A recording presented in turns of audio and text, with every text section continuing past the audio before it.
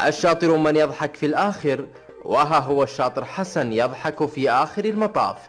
موقف بطولي جسده حارس مرمى فريق الهلال حسن العتيبي، عالج به جميع الجراح الزرقاء، حمل هموم ناديه وتصدى لضغوطات الظروف المحيطة، وأصلح ما أفسدته الأوقات الأصلية لمواجهة فريقه مع الأهلي في ربع نهائي كأس ولي العهد. ولج مرمى هدفان وسط غضب جماهيري أثر الرد عليه بقيادة الفريق إلى المحطة قبل النهائية للبطولة.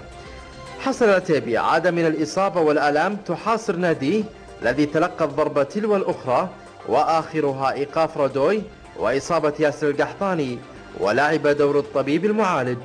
أحسنه فقدان الجماهير للأمل في التأهل ومغادرة درة الملاعب، فأعلن حضوره بقوة، حضور لم يقتصر على إنعاش الأمال لمرة واحدة فقط، بل أنعشها مرة واثنتان وثلاث.